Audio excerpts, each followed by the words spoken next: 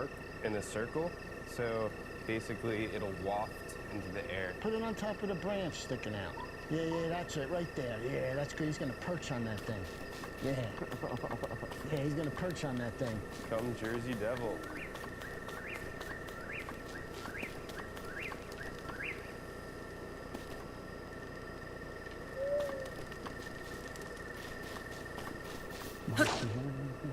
Not really, are you?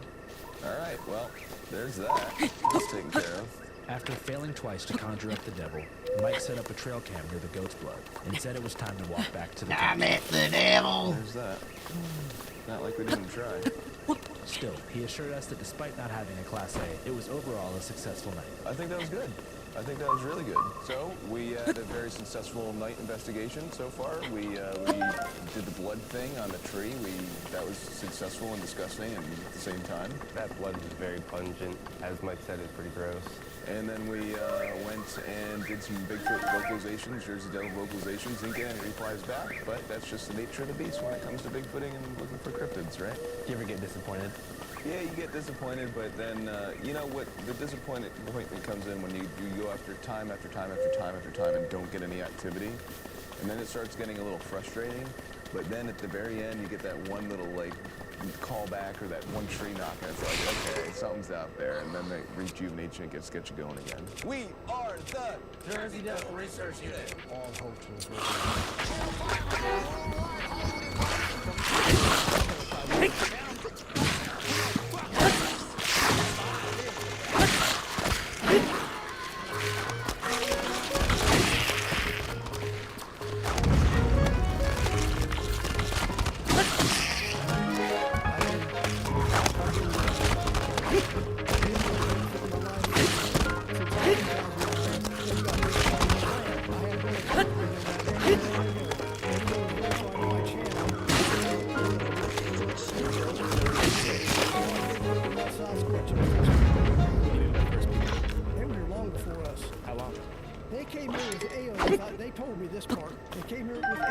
tens of thousands of years ago.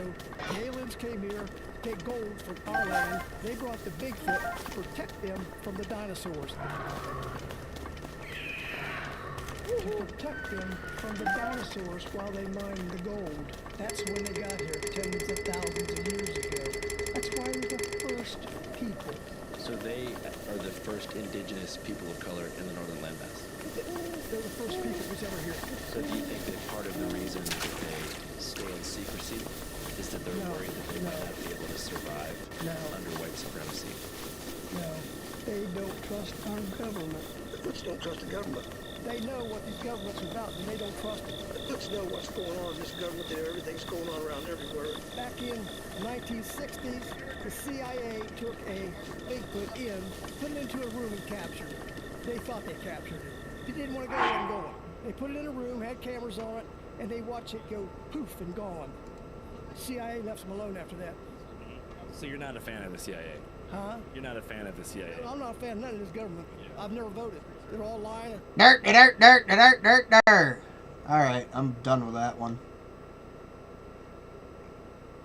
Oh, food. I'm hungry. That's a good thing.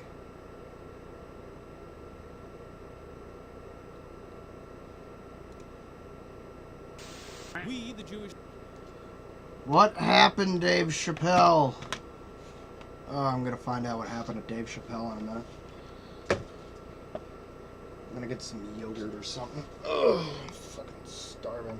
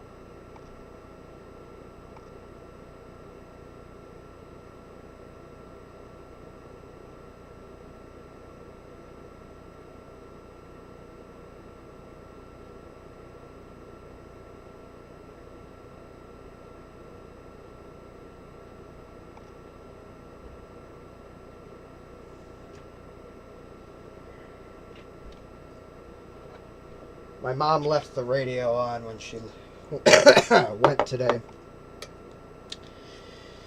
And I go downstairs and the fucking news people are doing their Oh My God hour.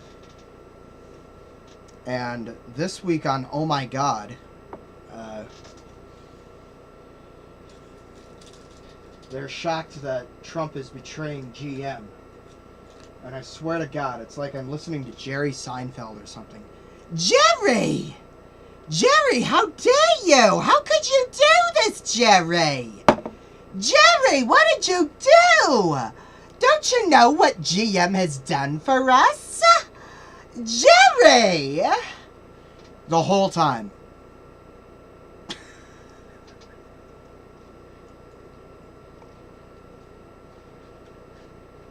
Oh my God! Jerry, what? How dare you, Jerry? How could you do this?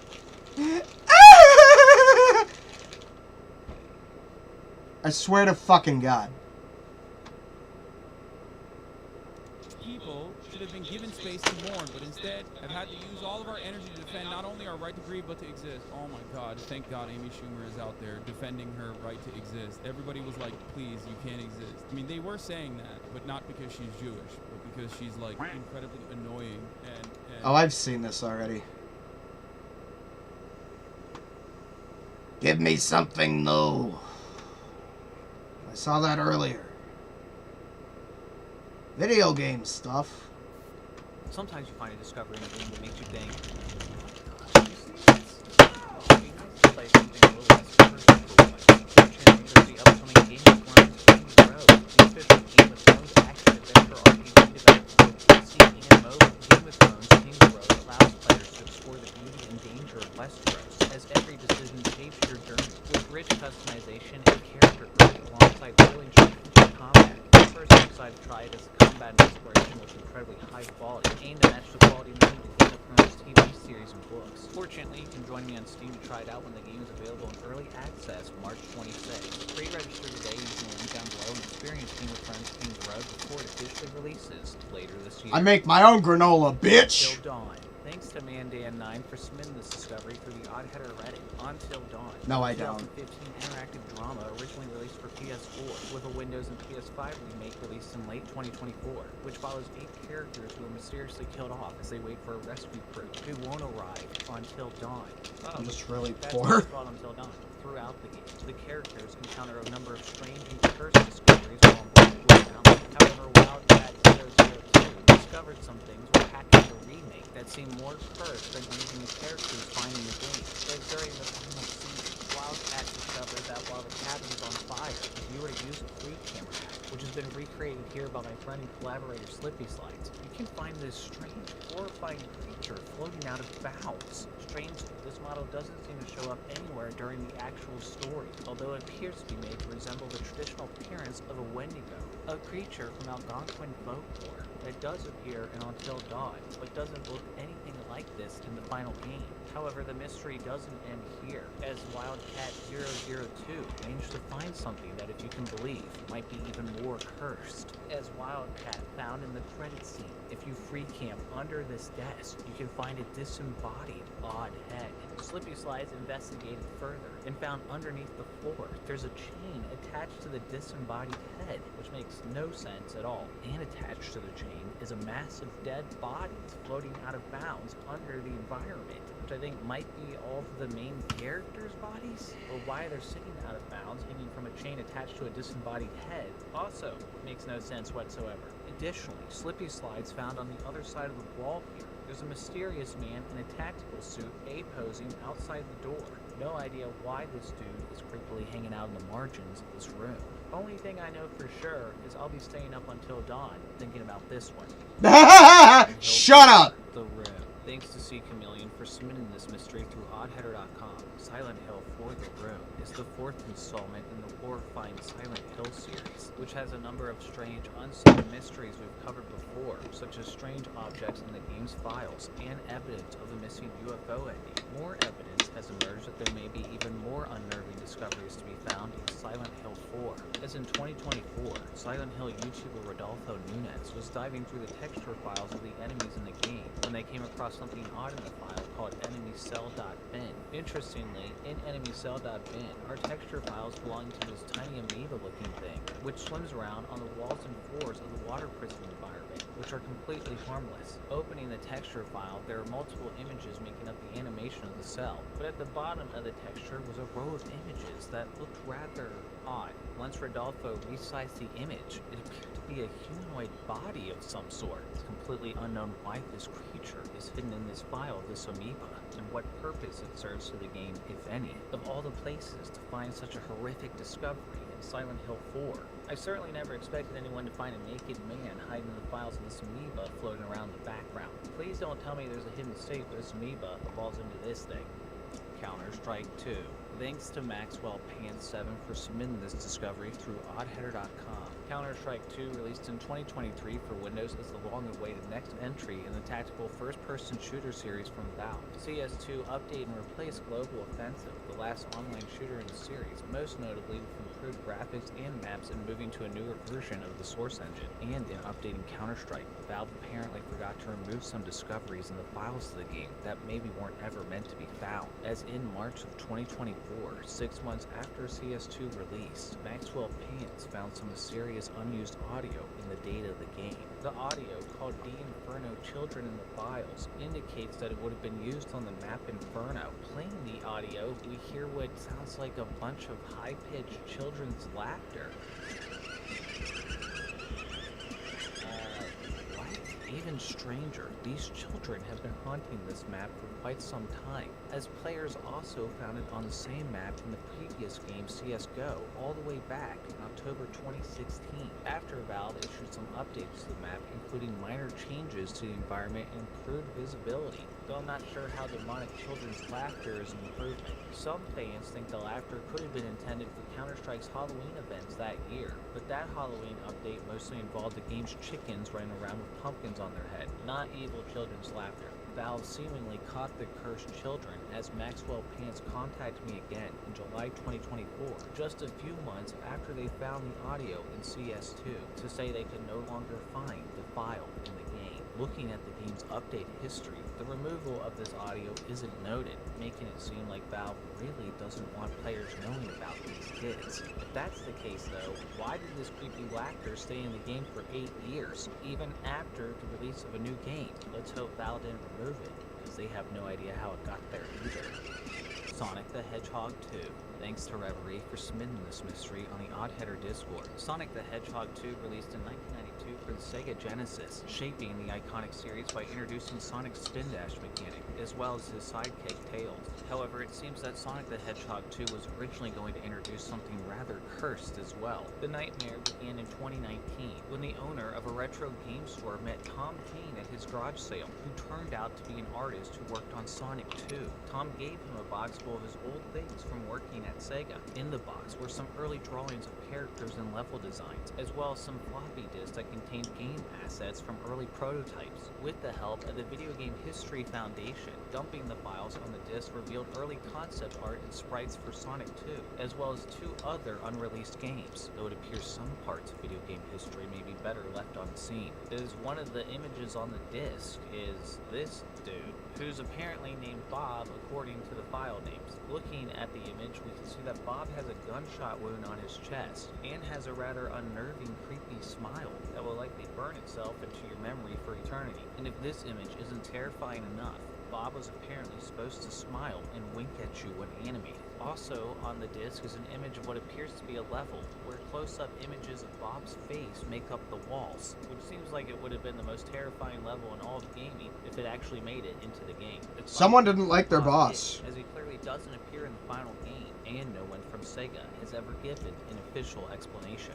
No wonder the developer tried to keep these discs hidden in his garage all those years. Mr. Mine. Thanks to Jack for submitting this discovery through oddheader.com. Mr. Mine is an idle mining game from indie developer Playsaurus, originally released as a browser game in 2012, then remastered and released on Steam and mobile. It's a pretty addicting game set to a soundtrack with an eerie feel where the player digs their mind to uncover resources like diamonds and other minerals. As you dig deeper, you can upgrade your tools and workers, discovering more materials and secrets the deeper you go into the mine. The player completes a quest for making new discoveries, such as finding treasure chests or the golem in the cave. However, there seems to be something more dark and sinister buried in this mine. As by upgrading the mine manager to level 3, the player completes a quest called Triple Judgment. The quest description reads, upgrade manager to level 3. Please help, I'm working for Playsaurus without food or sleep for several days. That definitely doesn't seem like it was meant to be in the game. Hopefully this is just a joke from a developer that accidentally slipped into the game, not an actual call for help. Otherwise it sounds like Playsaurus might have the worst office crunch culture ever. What kind of office is Playsaurus running over there? Fable. Fable released in 2004 for Xbox and was one of the most Oh, there's all hyped sorts of games all fucking time, creepy perhaps shit in because the game's Fable. designer Peter Molyneux is well known for teasing ambitious features that never actually appear in his games. During the 4 years Fable was in development, Molyneux teased many things that, as you can guess, didn't make it into Fable, such as the game following the player as they age in real time, NPCs stealing quests from the player, or watching a tree grow in real time from a single acorn. However, data miners found some leftovers from some cut content that appears to be particularly cursed, as in the files of the game, there's an unused model of a dog, which wouldn't have had a very happy fate, according to some interviews Molyneux gave IGN before the game's release. Back in 2002, he stated that in the beginning of the game, the player character would have come home to find their family kidnapped and their dog nailed to the door. While the official game does begin with a raid, and some of the player's family being kidnapped, the dog part was likely scrapped because that was taking things too far. Of all Molyneux's empty promises, I'm glad this is one he didn't keep, and that seemingly wasn't the end of Molyneux's ideas that maybe took things too far, as he also stated that in Fable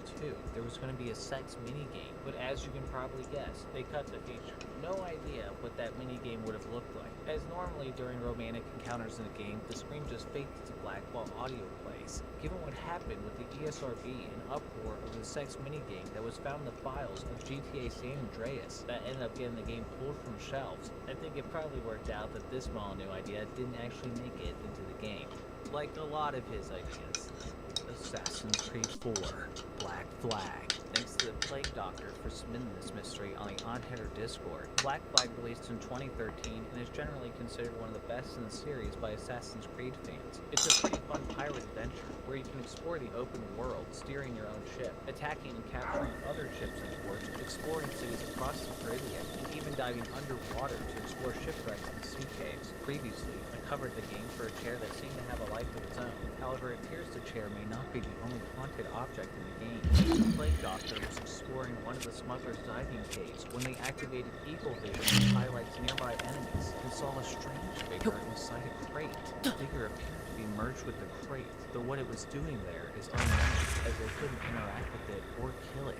What in the 7 seas is this? The Plague Doctor noticed the dude appeared to have a hood, which seemed to indicate that it was an enemy assassin, but also that they had a pistol at their hip, which none of the other enemies appear to have. Unfortunately, we may never find out what strange entity was inside the crate, as the figure was gone when the Plague Doctor left and returned to the location later. Well, that's 2 more strange objects in this game than I ever needed to see.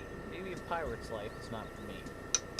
People Playground. Thanks to Pan-Man, Bobby the Bob, and Lunar Low 13 Gold Source Gaming for submitting these mysteries on the Oddheader website and Discord. If there was ever a word to describe People Playground, Curse definitely fits the bill. No one seems to know what the purpose of this game is. Though it's believed you're in an alien torture chamber experimenting on humanoid ragdoll characters however you please, with the wide variety of weapons and explosives available, and even looking into the files of the game manages to be just as cursed. Pan-Man on my Discord server was looking through the data of the game when they found some strange audio which doesn't appear to belong anywhere in People Playground. One of these audio files is someone simply saying, "What the fuck is this menu?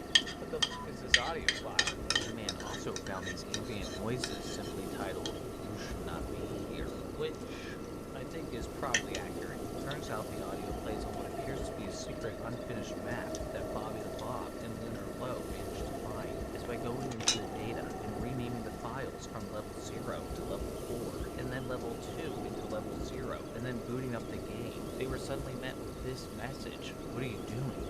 You're not supposed to be here. This place isn't ready yet. Entering the map, you can see what looks like one of the game's normal rooms exists inside some sort of vaporwave hell, where you can see a strange image endlessly repeating across the background. And zooming out, you can see a smiley face, which this game manages to make feel creepy. Perhaps this map is supposed to happen when the aliens decide to branch out to new methods of torture and see if their test subjects go insane when they drop them into a strange endless void. And if that's the case, I think it might be working. And thanks again to Game of Thrones King's Road for sponsoring this video. Game of Thrones King's Road is the hyped upcoming action-adventure RPG that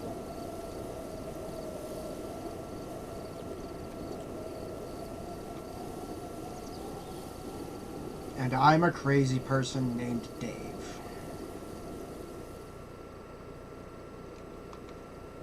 Thank you, Zelda. You're very windy today.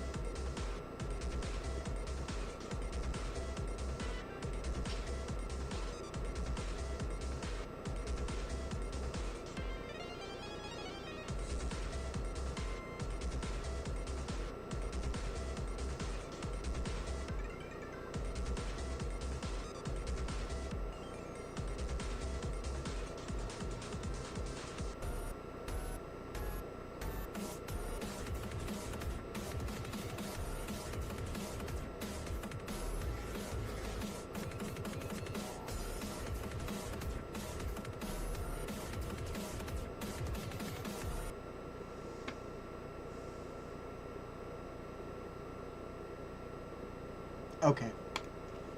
Enough about movies. Let's talk about the insane movie of life.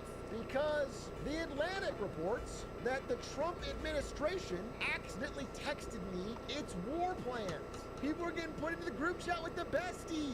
We're going to read some texts. But first, very, very brief, non-comprehensive, no actually's allowed overview of some of what's going on here. This is the Middle East. This is Yemen. In Yemen, there is an Iranian-backed paramilitary force called the Houthis stationed right around here that are firing missiles. Looks like this. Yeah, man. Shipping lane here between the Gulf of Aden and the Red Sea. This Gulf named after Aden Calvin, star of Lemonade Stand. This Gulf right here and this Gulf right here, the Strait of Hormuz, are extremely important because billions of dollars of goods and oil goes through it every day. You may think this stops here, but actually, the Suez Canal connects the Red Sea to the Mediterranean Sea.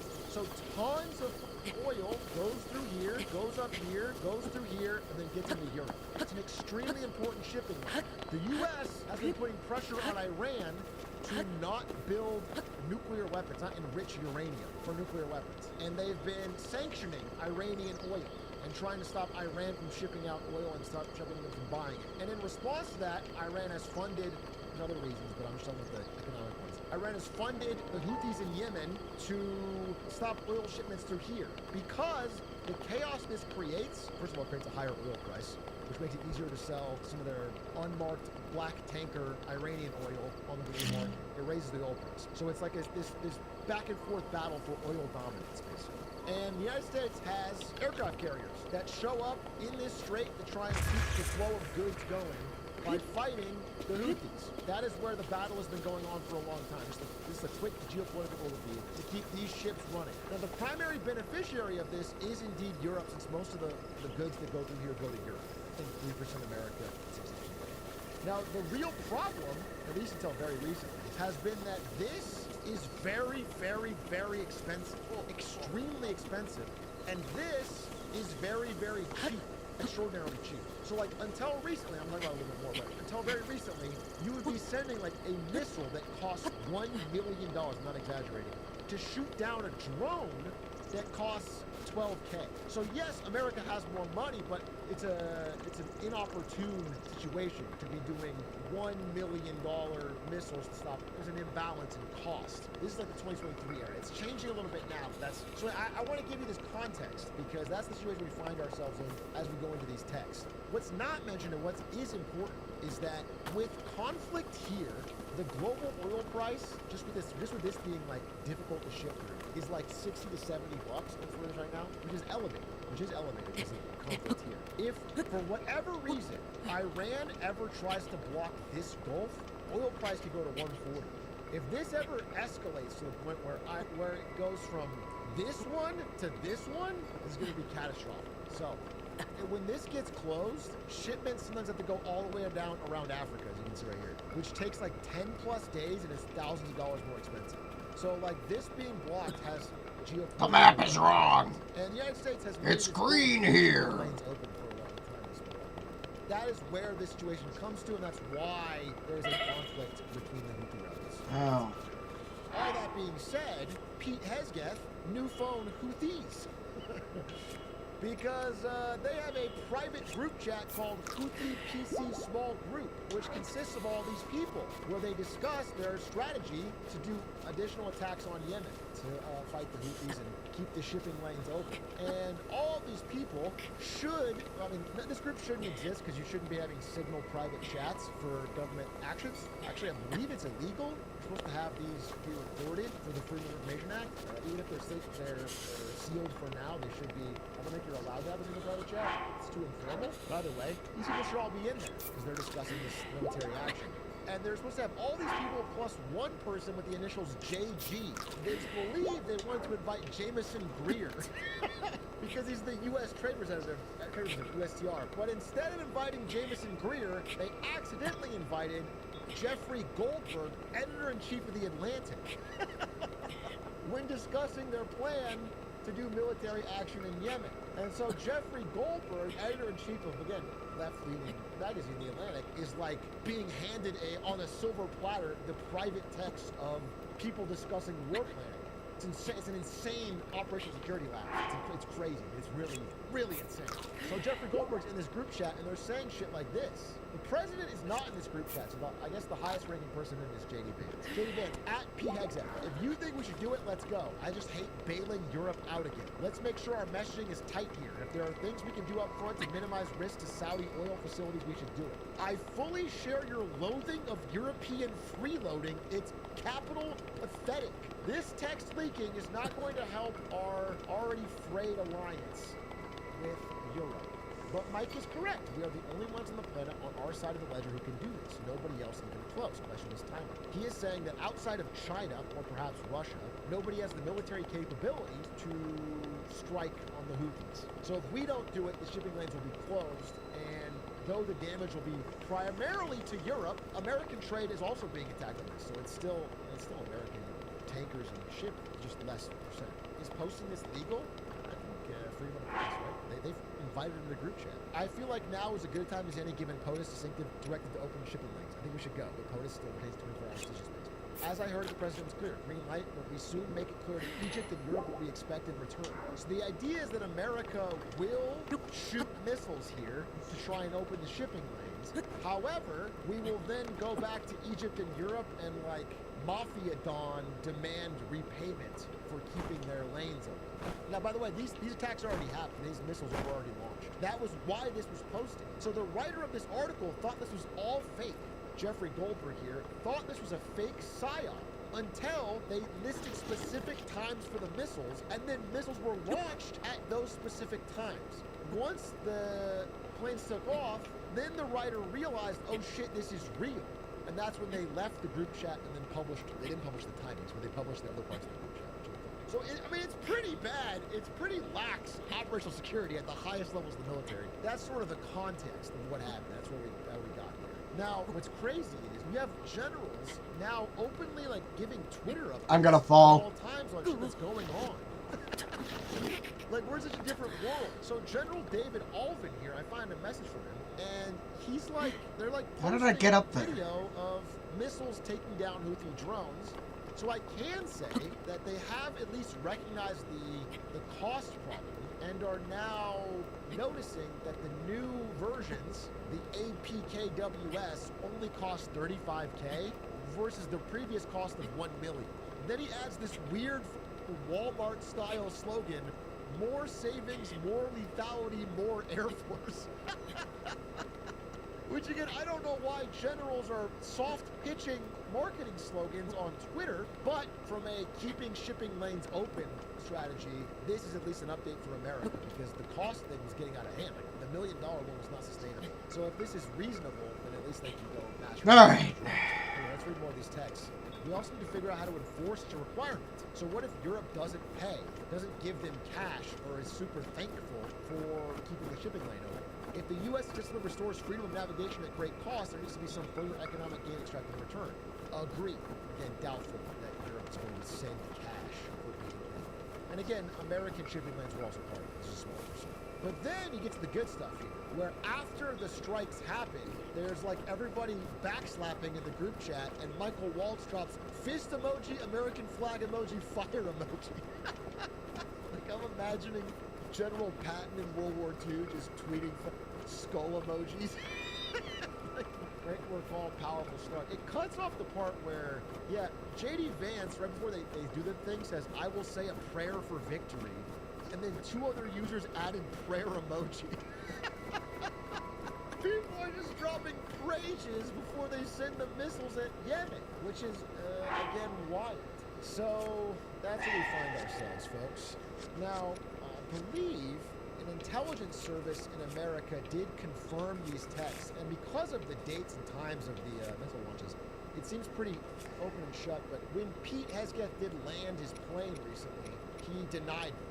Though I think that's going to be hard to hold up, just given how they line up with the character everyone involved and also the times and dates of the missile launches. Hesketh? Sorry. But yeah, what I'll say is, so the next, if you want to like be a little more forward thinking about all of this, is like the real economic issue here, if we're sticking to econ, is that the biggest will they, won't they, has been whether or not Iran will ever, because they're right here, right? They have this whole shoreline. If they mined up or did any kind of blocking this strait, like $1.6 billion of oil goes through this every day. All of Saudi Arabia sends their oil out through this way. Like if they block this, it'll cause a doubling of global oil price and possibly like all out war. I mean, it would be like Kuwait sends their oil out through this, Qatar sends their oil out through this. This is a very important strait. And they've never done it, by the way, for forever, ever. Not in the history, not even in like 70s, never. Iran has threatened it many, many times, but never done it because, first of all, if they do, it prevents their own ships from getting out, like if they actually mined it up. And Iran is entirely funded by oil money, so it feels like an empty threat, but even a slight disruption here, like missiles fired here, would cause global market to reopen. And obviously, if their plan of funding rebels here doesn't work, they get something here to cause.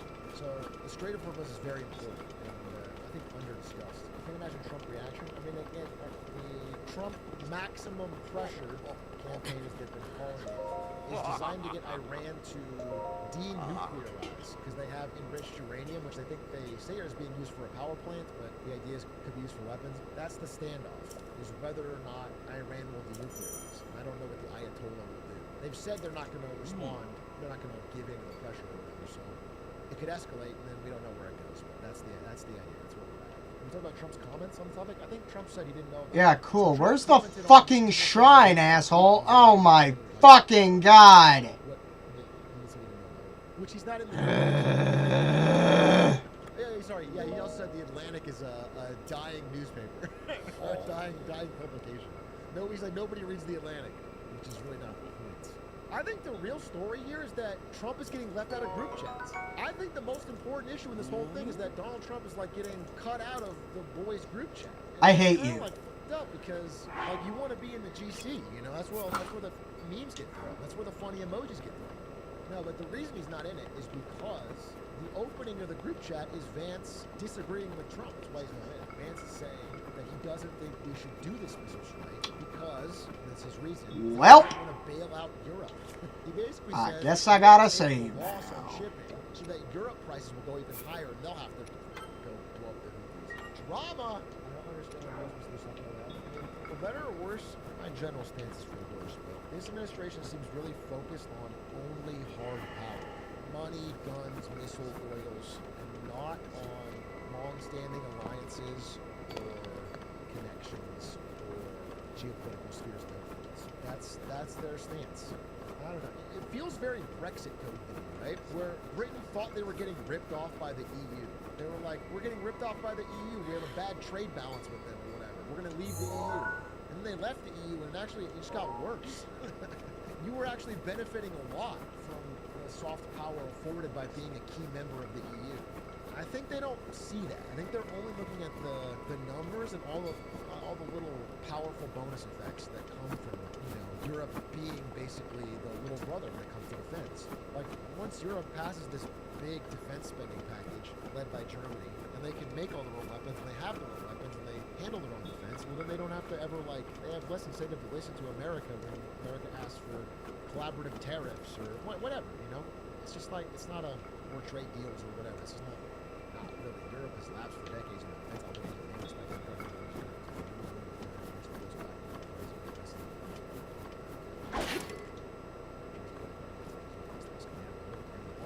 Typers, dude. My response was unreasonable is kind of a reasonable word, right? People have asked. You can always ask. If you were to find a way to do it where it seems like their idea, then war is fine. But to pretend like the whole situation hasn't been to the U.S.'s benefit is crazy.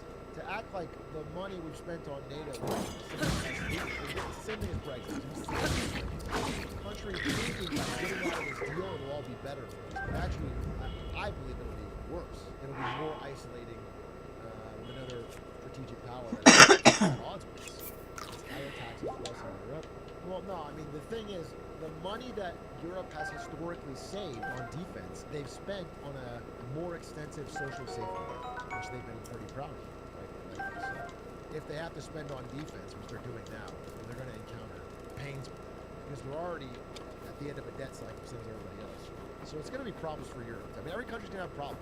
We're at the part of history where every country's problems get real, dude. I want you to understand that. We're at the end of the party when they turn the lights on. The 2020s are the end of the party where the lights go on and everyone's hungover and the cleanup has to start and it's bad. We're in the bad part. And it's going to be messy and it's going to be painful. Yay, I found it. Break alliances and it's going to cause problems and there's going to be unrest and political upheaval and we're at the shitty part of the party. Zoomers, you got born in a really bad time. And millennials too, I guess. Yeah, we're going to find out there. But there's a way to approach this era that could be with like a little bit of grace, and I'm finding that lacking in this administration. I feel like they're like throwing kerosene on the fire.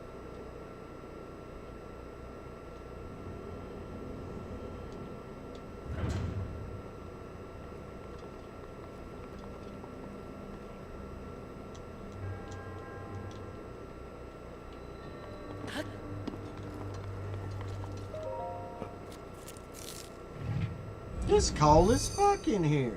Atlantic Magazine released more text about the Yemen strike plan from the group chat. We'll start off with Textgate, Yemengate, Houthi group chat gate, whatever you want to call it. I have a lot of unique thoughts on the matter that I haven't really seen be broadly reflected in other mainstream outlets. So let's take a look at what's going on here. This is CNN Breaking News. All right, we have breaking news. The Atlantic has just published a brand new piece by Jeffrey Goldberg and Shane Harris. And it has the details and the text messages that the government says was not classified, and it tells you all about what is happening 31 minutes before they launch the planes that drop the bombs in Yemen. Brian Stelter joining us now with more details. There are huge revelations in this, and they certainly, how would you describe what you're seeing in the text messages? These are shockingly detailed descriptions of the bombs that are about to fall in Yemen. Jeffrey Goldberg is getting these details many minutes before the bombs fall. If this is not classified information, I would like the president to tell us what was found as classified information. Now, the Atlantic is publishing this on the because Trump and his aides have said that none of this is classified. That has been the main defense from the Trump White House in the past 2 days. That these text messages were a mistake. Goldberg never should have seen them. Nothing was classified. Nobody was in any danger. That's the argument he's trying to make. Because of that argument, Goldberg went back to his colleagues and talked to his lawyers in the Atlantic. They decided to go ahead and publish the text messages that they had originally withheld. And the Goldberg withheld some of this information as he thought it could How the fuck? because it could have put U.S. military. So now he's decided to go ahead and publish the full unredacted text messages. One omission. He was holding the name of a CIA employee because the CIA has asked him to do so. So that is notable. There still is something in these messages that is considered so sensitive that the Atlantic is choosing not to publish. But yeah, of course the information is classified. What a stupid conversation to be having. I mean, the administration is so wrong. Okay, our story begins in Yemen.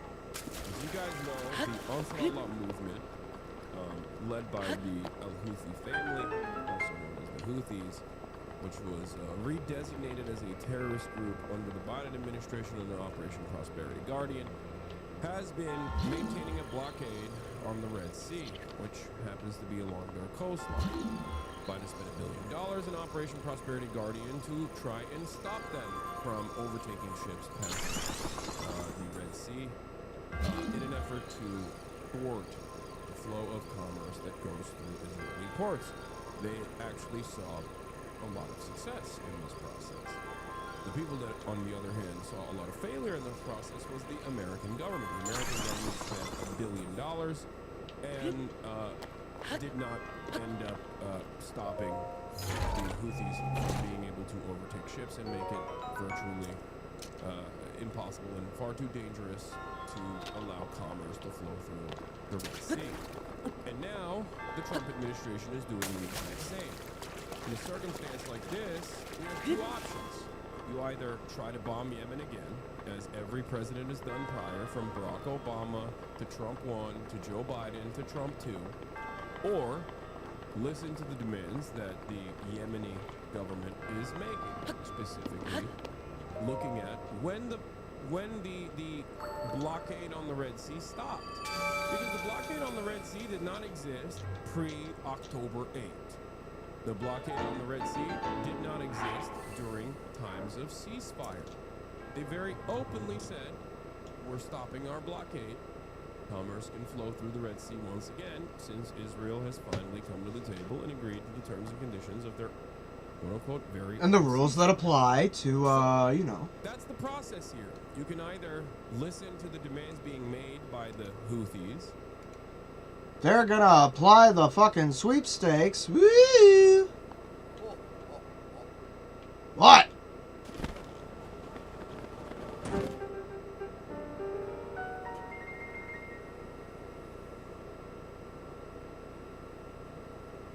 Oh, I can leave the plateau now. Cool.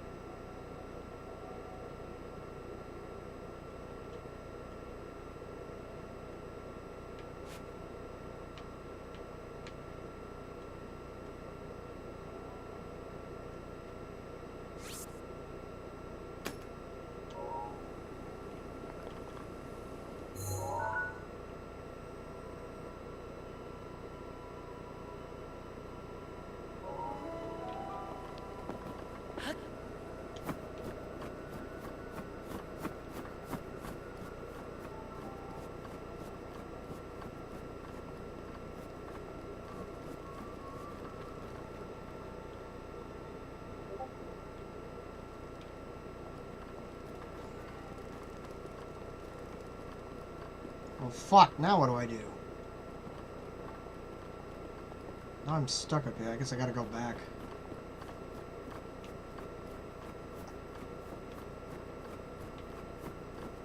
I'm gonna go all the way around. I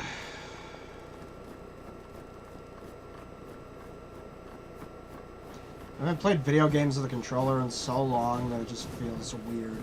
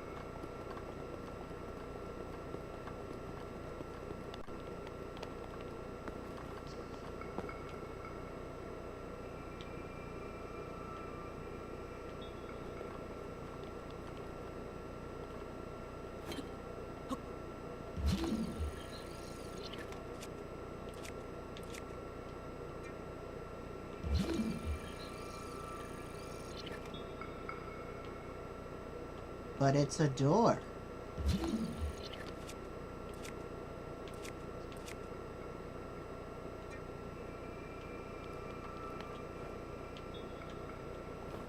Okay.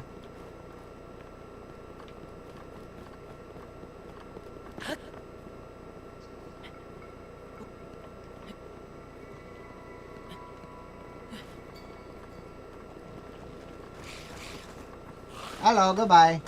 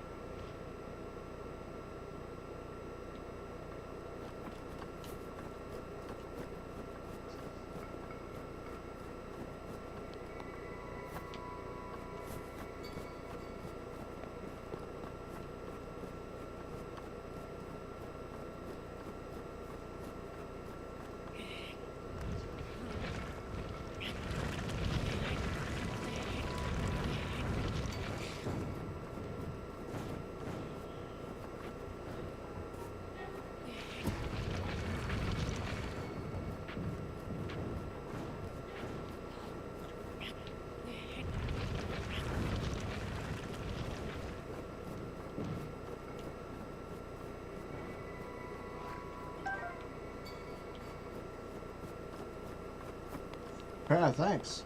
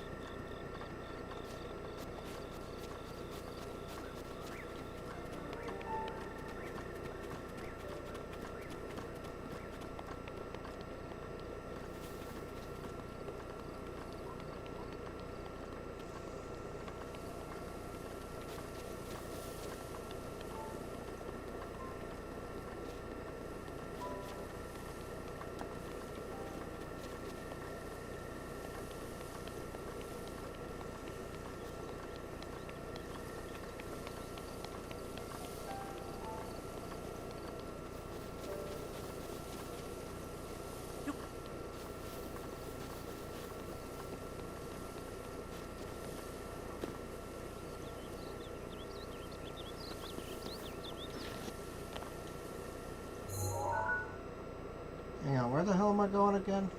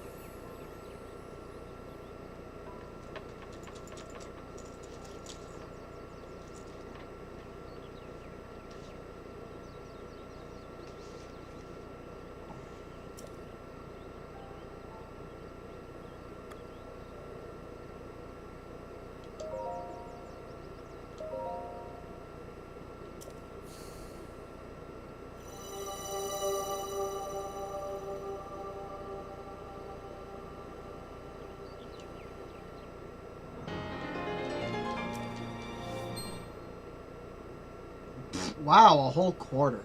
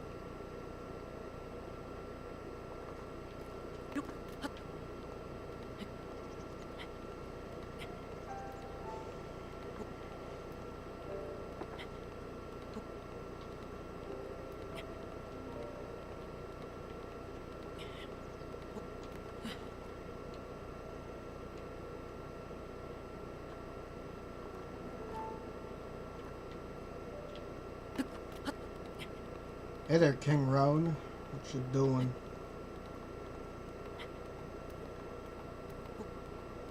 You know this game is a pain in... Ah! You know this game is a pain in the ass without the Wii U, right?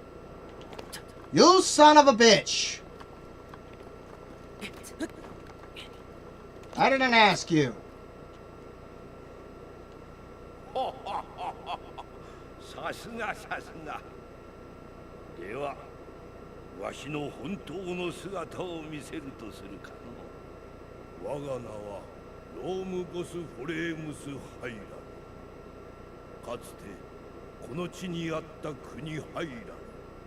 その最後の王だ。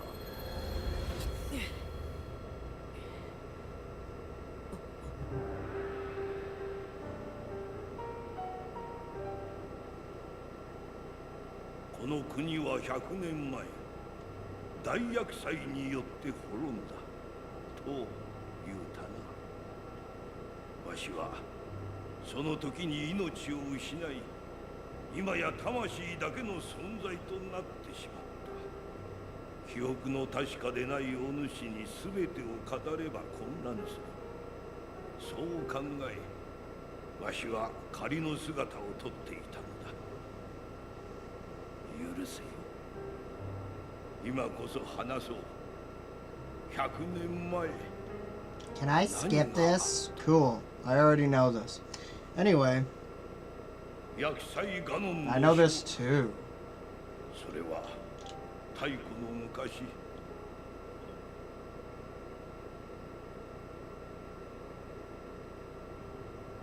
姫の名はゼルダ。わしの娘だ。そして最後まで。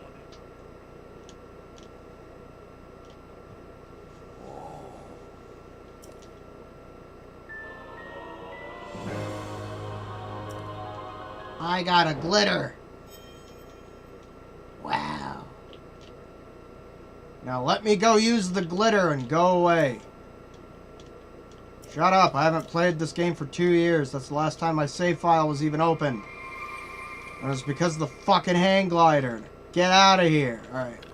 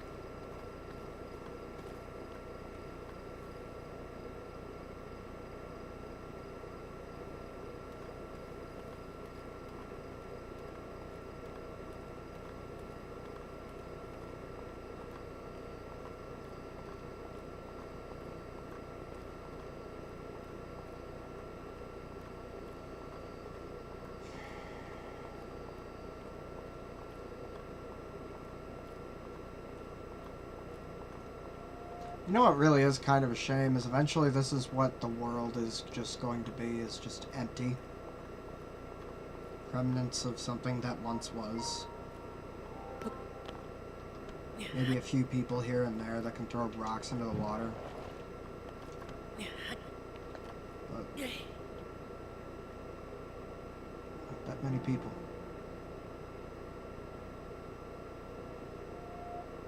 I guess that's sort of what life is, but all the shit going on with like Hassan and stuff, or you know, all them fighting, or politicians trying to make money off of something that they don't even own.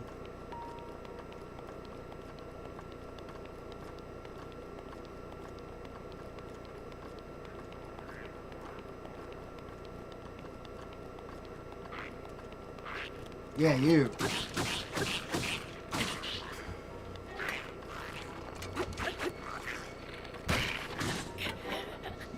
Ow.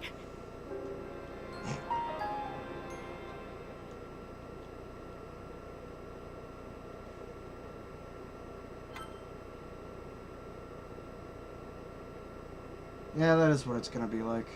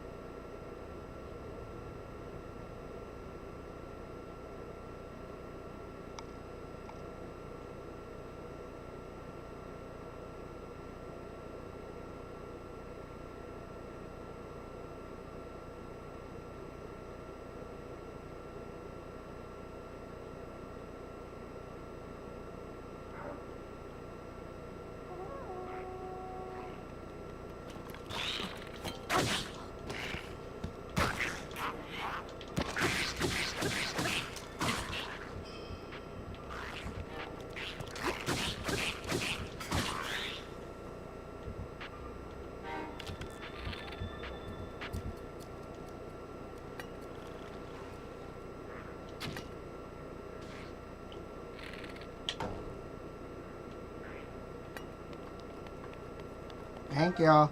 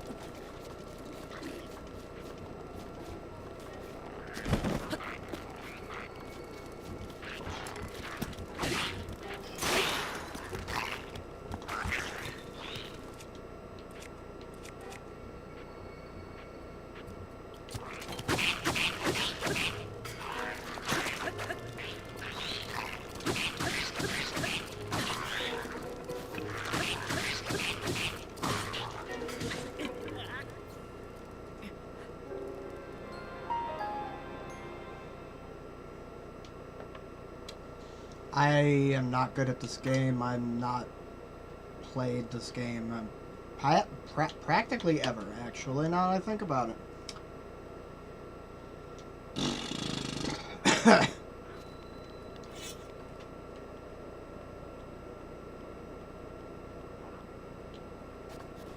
Hello.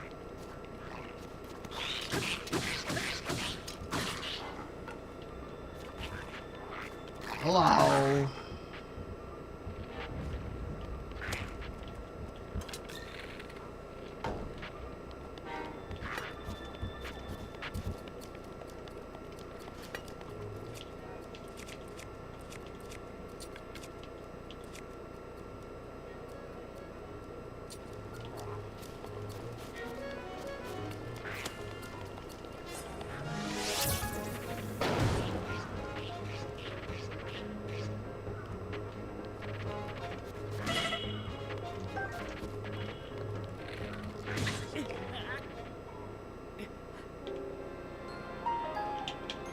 Don't really care. Funnily enough, I'm kind of done now.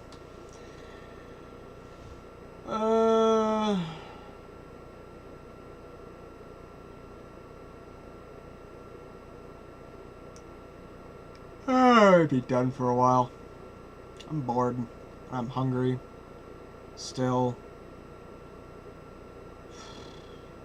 I'm gonna go find something else to do.